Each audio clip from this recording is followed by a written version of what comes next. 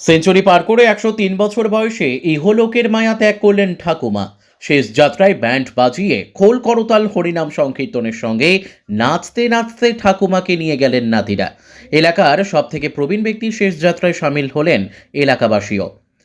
Century পার করে তারপর ইহলোকের মায়া ত্যাগ করে পরলোক গমন করেছেন ঠাকুমা।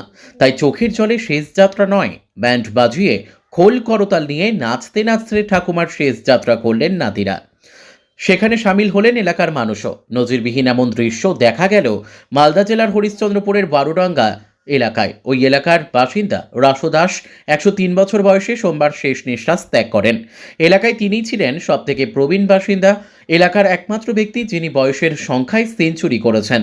তাই এদিন তার শেষ যাত্রাকে চোখের জলে নয়, বরং একটু অন্যভাবে হাসি মুখে রাসু দেবীকে বিদায় জানালেন তার পরিবারের লোকেরা। রীতিমতো ব্যান্ড পার্টি বাজিয়ে সাথে খোল করতাল এবং হরিনাম সংকীর্তন করে নাচতে নাচতে হলো তার শেষ যাত্রা। পরিবারের লোক, নাতি নাতনিদের সঙ্গে এলাকার অনেক মানুষই তাদের এলাকার সবথেকে প্রবীণ ব্যক্তির শেষ যাত্রায় সামিল হয়েছিলেন। ও অভিনব এই ছবি দেখতে রাস্তার ধারে অনেক মানুষও ছিল। পরিবারের লোকের মতে ১০০ বছর অতিক্রম করে রাসু দাস নিজের জীবন সম্পূর্ণভাবে বেঁচেছেন। তাই আজ তাকে বিদায় জানাতে মন খারাপ নয়, একটা অন্যভাবেই বিদায় যাত্রার আয়োজন।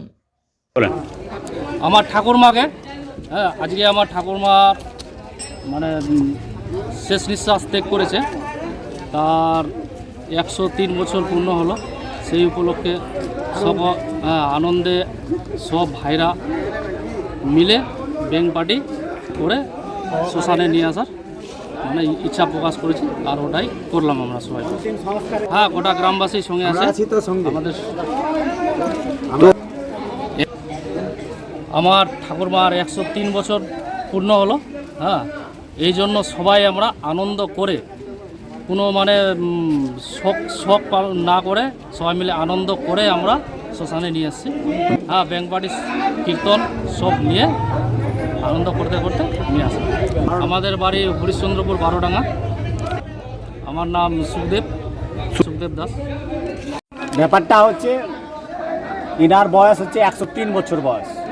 তো ইহলোক ছেড়ে পরলোক গমন করেছেন।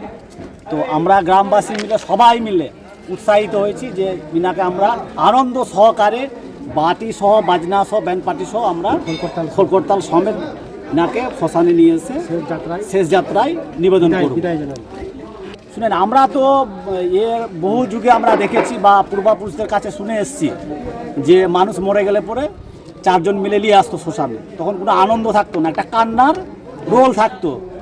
তো আমরা সেইটাকে চাই না। আমরা যেহেতু এখন নতুন যুগে বাস করছি, নতুন ভাবনায় আমরা ভাবিত হচ্ছি, সেই কারণে আমরা ভাবছি যে না, মানুষের যাওয়া আসা তো লেগেই থাকবে, কেউ যাবে কেউ আসবে।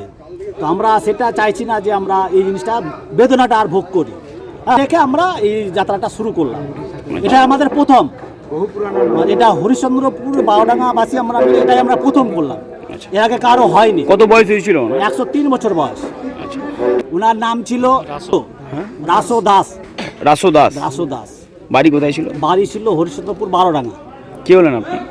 আমি ওনার আত্মীয় হলাম নিজেরই। আচ্ছা, বাড়ি কোথায়? বাড়ি বারোডাঙ্গাতে।